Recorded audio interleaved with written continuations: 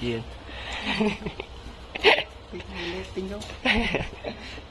no money money of soil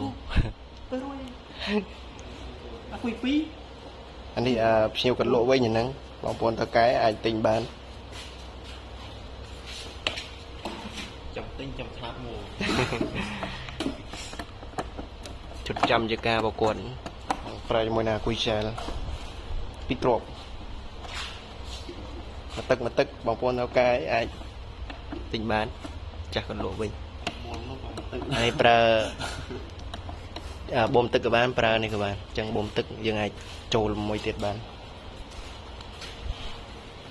ตาแต่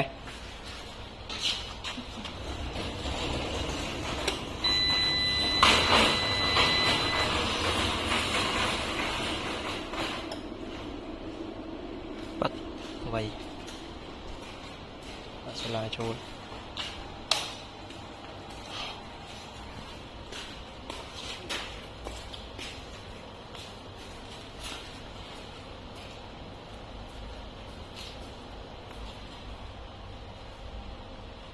อันนี้คันเนโซล่า